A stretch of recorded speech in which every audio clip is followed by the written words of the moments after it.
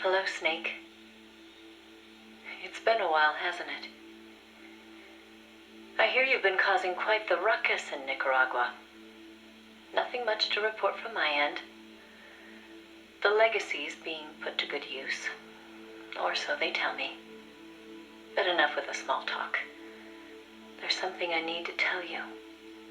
You saw the photo that came with this tape, right? The boss gave that to me 10 years ago. I'm sorry, I should have told you sooner. I probably should have told you right away. But sending it to you hasn't been an easy decision to make. It's taken me 10 years. Once you've heard what I have to say, you'll understand why. That photo belonged to her. I know what you're thinking. What does she have to do with this? You've probably seen it 100 times in the press already. Obviously, it's of the Mercury 7, the first group of American astronauts, the heroes of Project Mercury. But there were actually 8 people in that photo. One of them was edited out, erased, without a trace. That 8th astronaut, the one airbrushed out of existence, that was her, Snake. Now, why did they need to keep her existence a secret? What were they trying to hide? The answer goes back even further. 17 years ago. It was the height of the Cold War. The Eastern and Western blocs were racing to develop space technology to match their nuclear arsenals. In 1957, the Soviet Union launched Sputnik 1, the first artificial satellite. The Americans were stunned. They'd been led to believe their country led the world in science and technology. That shock quickly turned into fear. If the Russians had the know-how to launch a satellite into space, they could use it to launch a nuclear missile, too. Frantic, the U.S. threw everything it had into the space race. The following year, the Army succeeded in launching the first American satellite, Explorer 1. The National Aeronautics and Space Administration was established that fall, and Project Mercury with it. The goal was to send a man into space, and 7 men were chosen as pilot candidates. The media dubbed them the Mercury 7. They were immediately hailed as national heroes, icons of Western space exploration. But after Explorer, America suffered a series of failed rocket launches. Desperate, the government made a fateful decision. Unable to wait for its space program to mature, they'd steal the Soviets' technology, at the same time sabotaging their space program. You know better than anyone how hard a mission that was. The Soviet space program was shrouded in secrecy. Recovering that information would be no easy task. Using the help of an insider, they'd insert a sleeper agent into the research institute, or else recruit one of those insiders to do the job for them. And, if necessary, the mission leader would have to go in and sort things out themselves. Someone was needed with experience, knowledge, and superior intuition. And the only one for the job was the boss. The president himself asked for her by name. He needed someone who could be trusted with the fate of a nation. Who else to turn to but the hero of the Second World War? It was June 1959. So you see, Snake, that's why she left. That was the top secret mission that took her from you. But her selection ruffled a few CIA feathers. They didn't appreciate the president going over their head like that. The mission was tough enough already, and now the CIA was dragging its feet. She couldn't get anything out of them. No manpower, no information. Left to her own devices, the boss made a decision she knew would come back to haunt her. She decided to tap into the Philosopher's Network. And that's when the wheels of fate began to turn. Okay, number 2. What? There's more of these? God damn it, Eva. What? 6 of these? You could just put this one tape. What a waste. Good lord. Well, I've already used that for listen to that first one, so I'm gonna use it to tape sounds of dinosaurs. I'll show him to Cecile and she'll shriek like a monkey. Okay, anyways, 3, 2, 1, go. The philosophers were a secret society of power brokers formed in a pact between the US, Russia, and China in the early 20th century. Of course, by that time, the American and Soviet branches had already parted ways. But there were those among the remaining Russian philosophers not entirely happy with the one-party communist state. The boss reached out to them. She arranged clandestine meetings in Berlin, hoping to find a way into OKB-1, the Soviets' premier design bureau.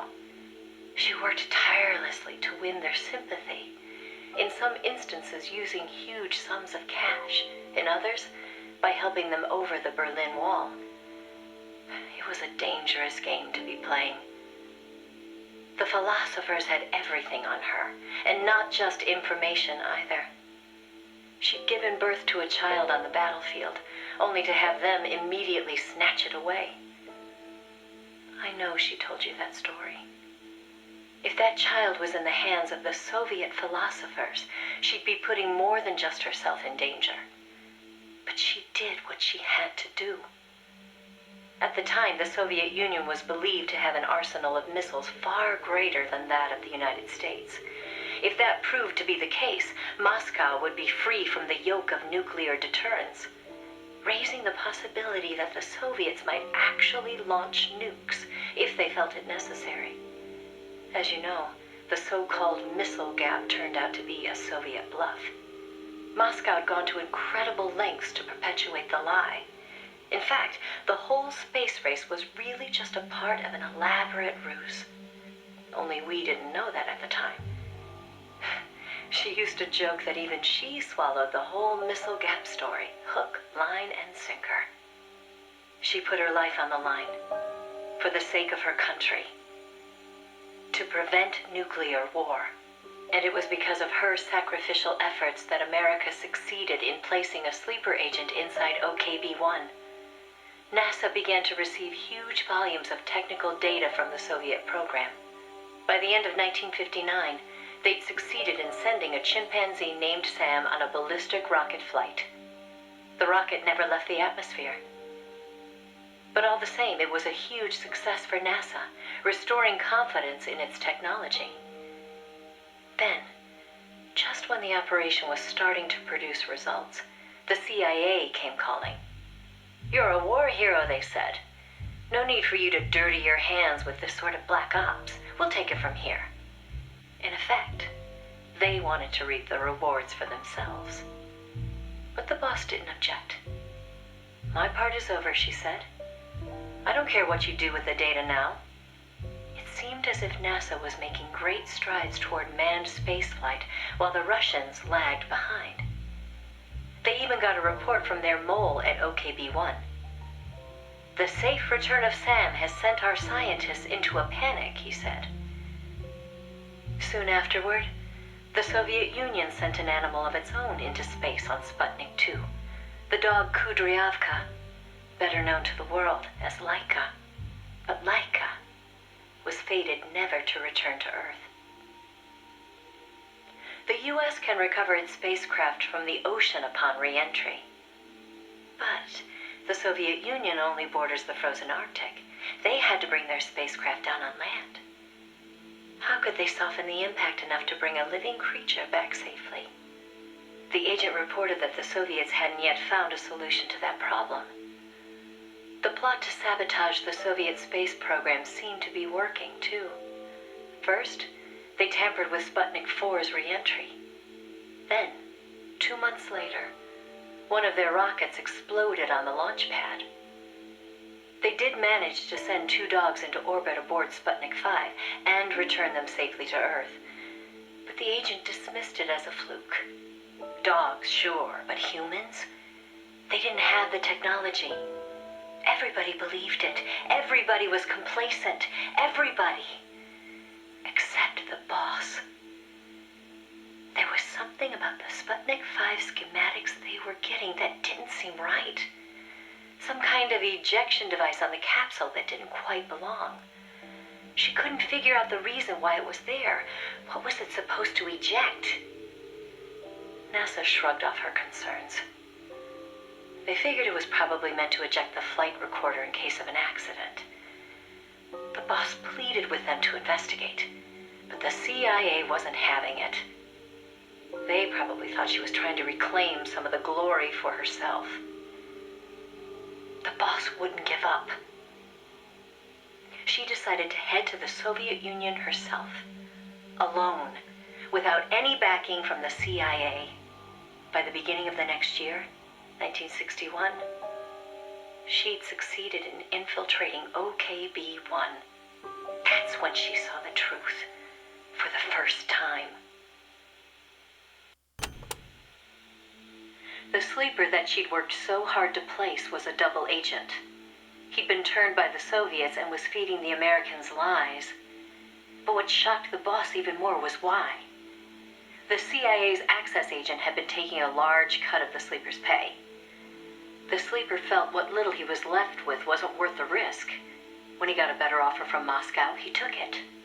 At some point, the Americans' intelligence operation had become an open book to the Soviets. And contrary to what the sleeper had been reporting, the Soviets' manned spaceflight technology was quite advanced. It wasn't until she infiltrated OKB-1 herself that the boss learned the truth about Sputnik 5.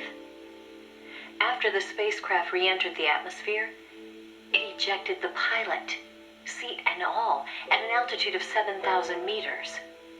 It was the Soviet solution to the problem of land recovery. The mystery device attached to Sputnik 5 was for that purpose. The pilot would parachute down from that high altitude wearing a bulky spacesuit. Crazy, I know. The Soviets knew exactly how dangerous it was, of course. So much so that they gave Yuri Gagarin, the first man in space, a special 2-rank promotion before re-entry. Only Moscow could come up with this kind of plan. With total state control over information, they could easily pretend it never happened in the event of a failure. The boss passed the info on to NASA. It was their worst nightmare. The glory of mankind's first spaceflight was about to be stolen from them by the Soviet Union. It was Sputnik all over again. And the CIA was caught no less off guard. Their ineptitude had caused the fiasco in the first place. The Soviets' deception was brilliant. They'd woven a masterful tapestry of truth and fiction to convince the Americans their intelligence operations were proceeding as planned. No one but the boss could have seen through it. It was obvious the Soviets had some gifted minds working on their side.